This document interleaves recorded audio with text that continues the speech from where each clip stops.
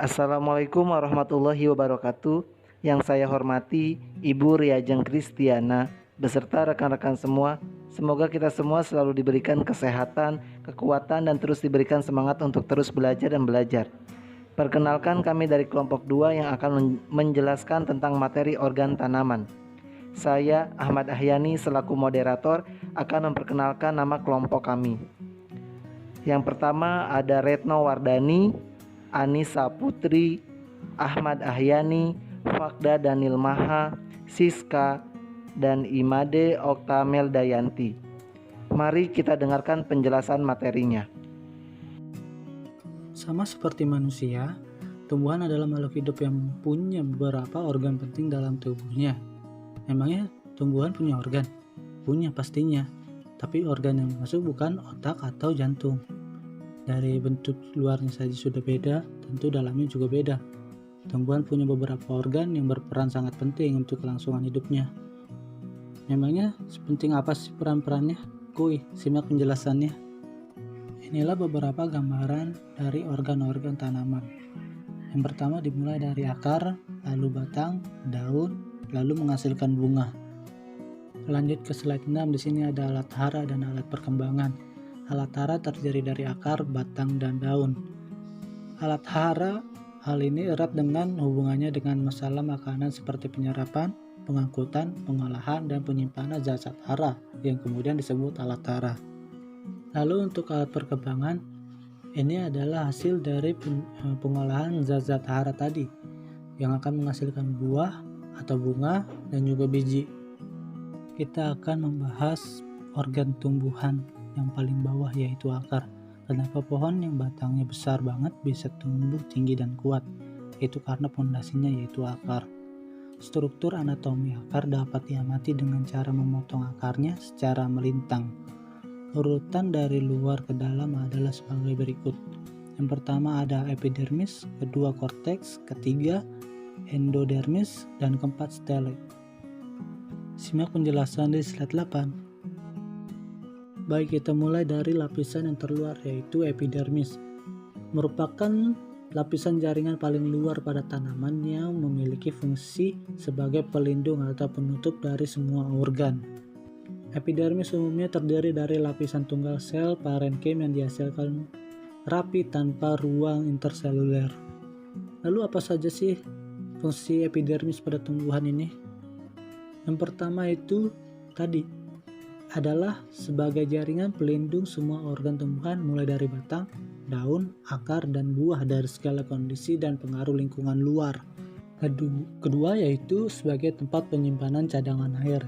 Sel-sel yang terdapat pada jaringan epidermis memiliki protoplasma yang pipih dan besar. Inilah yang menjadikan fungsi epidermis sebagai salah satu tempat penyimpanan cadangan air bagi tumbuhan. Ketiga, membatasi penguapan pada tumbuhan. Fungsi epidermis selanjutnya adalah sebagai jaringan pengatur proses transpirasi atau penguapan air pada tumbuhan. Fungsi epidermis ini dilakukan oleh stomata yang menjadi salah satu bagian dari jaringan epidermis selain trikomata. Keempat yaitu penyerapan zat air dan unsur hara.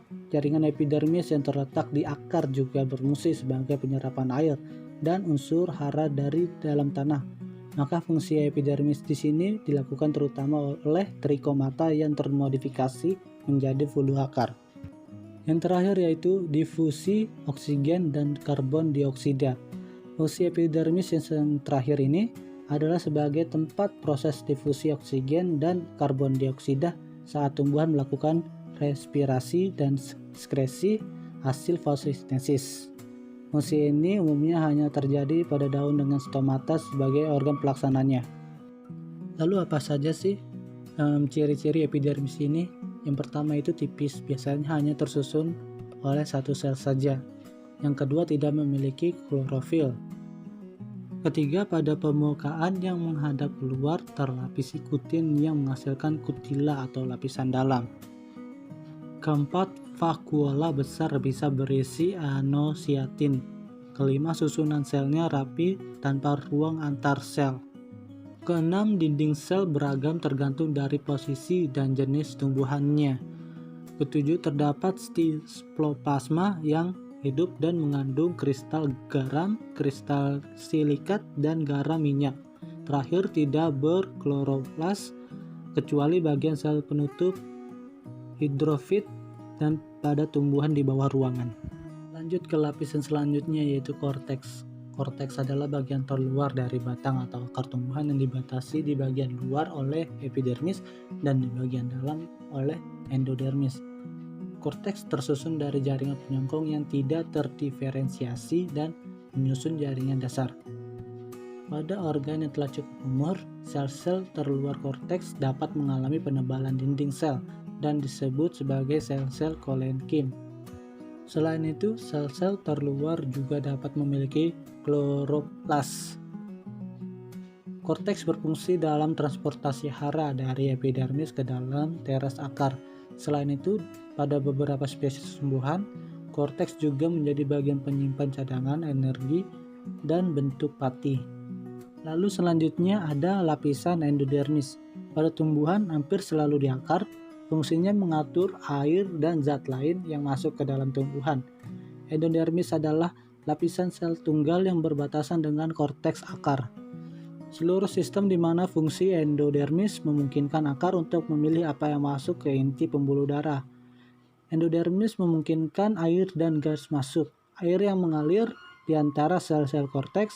Endodermis memaksa air untuk melewati sel-sel endodermal karena strip Kasparia kedap air dan memungkinkan sel untuk memilih apa yang masuk ke dalam sistem vaskular dari tanaman. Lalu selanjutnya ada stele. Stele terbentuk oleh berkas-berkas pengangkut dan beberapa jaringan lain. Berkas pengangkut yang membentuk stele yaitu xilem, phloem, dan vesikel. Vesikel adalah lapisan terluar dari stele yang berperan dalam pembentukan sekunder dan pertumbuhan akar ke samping. Stele juga bisa disebut sebagai silinder pusat, yaitu lapisan tengah pada akar. Kita bisa melihat lebih dalam lagi dalam lapisan korteks, yaitu ada pita Kaspari. Pita Kaspari ini merupakan pita atau bubuk zat yang terletak di endodermis dan termasuk selnya, yang berfungsi untuk menghalangi lewatnya cairan dari tanah menuju dinding sel sehingga cairan mengalir ke sitoplasma. Lalu ada berkas vaskuler.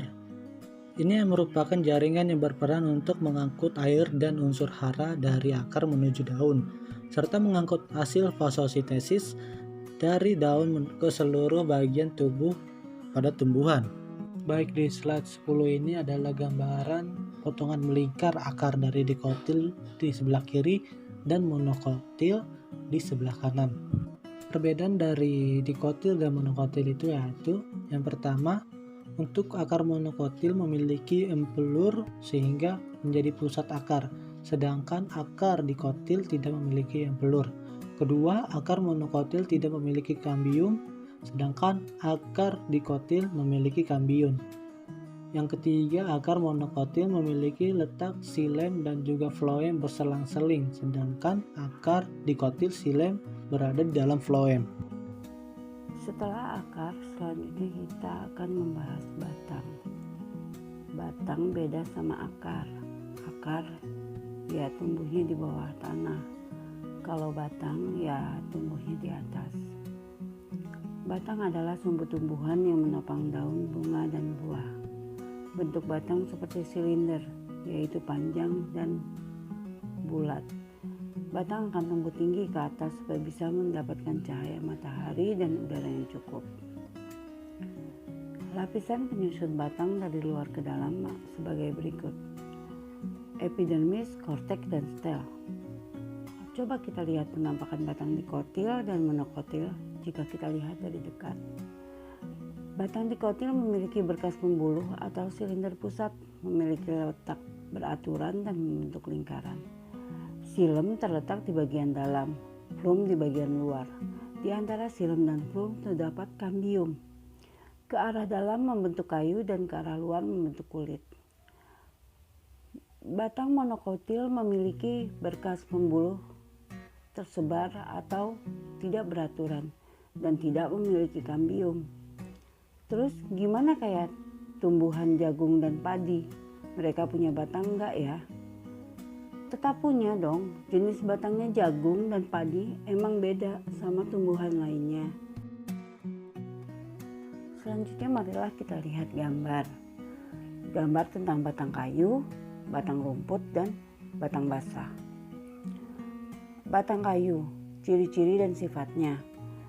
Teksturnya lebih keras, bisa tumbuh semakin tinggi dan besar.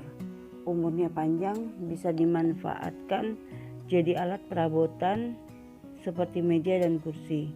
Contoh dari batang kayu yaitu pohon mangga dan pohon jati, juga pohon jambu. Sedangkan batang rumput itu teksturnya lunak, punya ruas yang jelas, garis-garis dalamnya berongga. Bisa dilihat dari contoh tanaman padi dan jagung. Lalu batang basah itu teksturnya lunak, banyak mengandung air, tidak bisa tumbuh tinggi. Bisa kita lihat pada tanaman eceng gondok, bayam, dan keladi. Nggak cuman menopang tumbuhan, batang juga berfungsi untuk menyalurkan unsur hara dari akar ke seluruh organ tumbuhan. Jadi unsur hara yang sudah diserap oleh akar akan diedarkan ke daun, bunga, dan buah melalui batang. Daun adalah salah satu organ tumbuhan yang tumbuh dan menempel pada batang. Bentuknya tipis, lebar, dan biasanya berwarna hijau. Jika kita lihat struktur pembentuk daun dari dekat, maka akan terlihat seperti pada gambar ya. Jaringan pengangkut pada daun letaknya di luar daun dan kelanjutan dari batang dan akar. Susunan jaringan pada daun yaitu kutikula, epidermis atas, jaringan tiang atau palisade, jaringan bunga karang atau spons, ikatan pembuluh, xilem dan floem, epidermis bawah atau stomata. Proses pengangkutan air dimulai dari air, rambut akar, sel-sel korteks, endodermis, silinder pusat, pembuatan kayu, batang dan daun, serta seluruh bagian tumbuhan. Daun mempunyai peranan yang sangat penting bagi tumbuhan, yaitu sebagai tempat di mana proses fotosintesis. Tapi fotosintesis hanya terjadi saat ada cahaya. Misalnya cahaya matahari. Selain itu, peran daun lainnya adalah sebagai organ yang mengeluarkan oksigen atau O2 dan menyerap karbon dioksida atau CO2. Selanjutnya kita akan bahas tentang bunga, salah satu alat reproduksi pada bunga. Teman-teman pasti tahu kan yang namanya bunga. Kalau diperhatikan, bunga punya bentuk yang berbeda-beda, tapi sebenarnya bunga selalu punya struktur dasar yang sama. Selain fisiknya yang cantik, apa sih fungsi utamanya bunga? Bunga adalah salah satu alat reproduksi tumbuhan.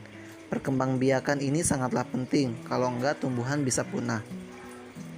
Struktur bunga yaitu ada stamen, benang sari, antera kepala sari, filamen benang sari, karvel putik, stigma kepala putik, stilus tangkai putik, ovarium bakal buah, sefal mahkota, ovul bakal biji, reseptakel dasar bunga, fetal mahkota. Nah, saya akan jelaskan salah satu struktur bunga yang paling utama, yaitu tentang benang sari, putik, mahkota, dan kelopak bunga. Yang pertama ada stamen atau benang sari. Benang sari itu organ perkembangbiakan, alat kelamin jantan pada tumbuhan dan terletak mengelilingi putik. Pada ujung benang sari terdapat kepala sari yang berisi serbuk sari atau polen. Yang kedua ada pistilum atau putik, organ perkembangbiakan betina karena pada putik membentuk sel telur. Bagian penyusun putik ada kepala putik, tangkai putik, dan bakal buah ovarium. Di dalam ovarium terdapat bakal biji ovulum. Yang ketiga ada korola atau mahkota bunga. Mahkota bunga ukurannya lebih besar daripada kelopak bunga. Warnanya yang mencolok menarik serangga untuk proses penyerbukan. Penyerbukan adalah proses saat benang sari melekat pada kepala putik. Penyerbukan biasanya dibantu oleh serangga seperti lebah dan kupu-kupu. Karena bunga punya daya tarik warna, harum dan adanya kelenjar madu. Setelah penyerbukan akan diikuti dengan proses pembuahan. Yang keempat ada kalik atau kelopak bunga. Bagian terluar bunga yang melindungi kucuk bunga. Kemudian slide selanjutnya ada modifikasi struktur bunga. Ada bunga lengkap yang tersusun kelopak, mahkota, benang sari, putik, dikenal sebagai bunga lengkap.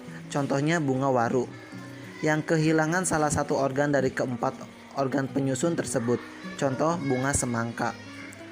Bunga sempurna, yaitu bunga yang memiliki benang sari dan putik.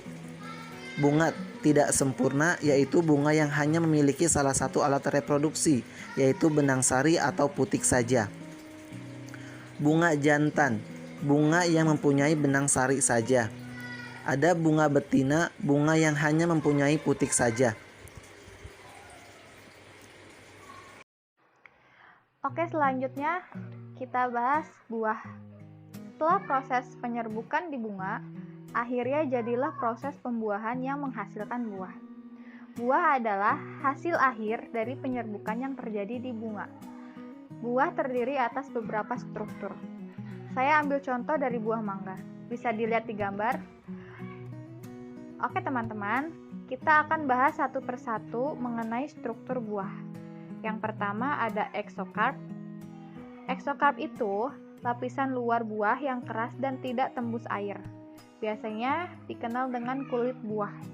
Selanjutnya ada mesokarp, yaitu lapisan yang berdaging.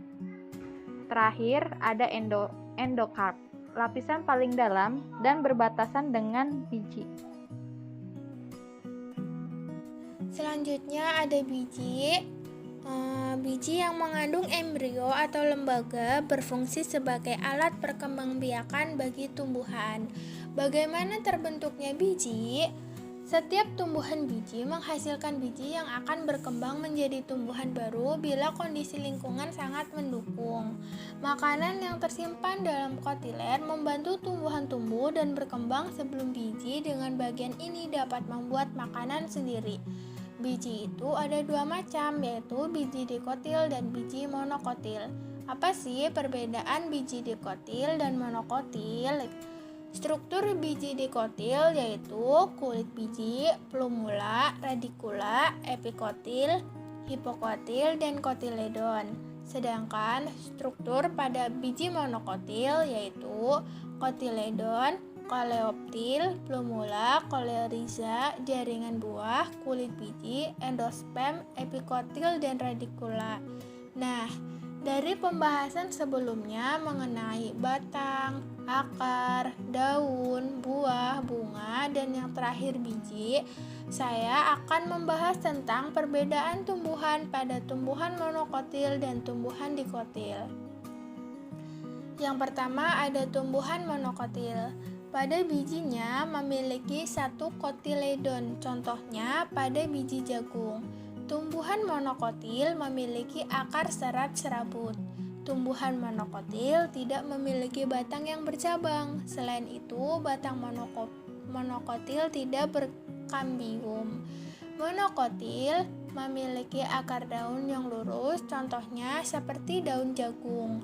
Pada bunga monokotil memiliki kelopak bunga berkelipatan 3. Nah, yang selanjutnya ada tumbuhan dikotil. Tumbuhan dikotil memiliki 2 kotiledon atau berkeping. Saat tumbuhan dikotil tumbuh, tunas akan membelah biji menjadi 2. Pada akarnya, dikotil memiliki jenis akar tunggang. Akar jenis ini merupakan perpanjangan batang dan terdapat cabang akar kecil. Berbeda dengan monokotil, batang dikotil memiliki banyak cabang. Jika dibelah, akan terlihat kambium dalam batang dikotil.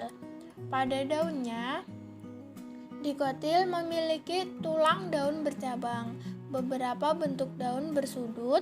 Contoh daun dikotil adalah daun singkong dan daun pepaya. Bunga dikotil memiliki kelopak bunga yang berkelipatan 4 atau 5. Nah, jadi itulah keenam organ pada tumbuhan yang penting beserta fungsinya. Tapi kalau cuman tahu organ-organnya itu masih kurang cukup loh. Seharusnya kamu juga harus tahu tentang tumbuhan secara menyeluruh. Terima kasih. Itulah hasil penjelasan materi dari kelompok kami. Mohon maaf bila mana ada kekurangan dan kesalahan. Tak ada gading yang tak retak. Saya tutup dengan mengucapkan hamdalah. Alhamdulillahirobbilalamin. Assalamualaikum warahmatullahi wabarakatuh.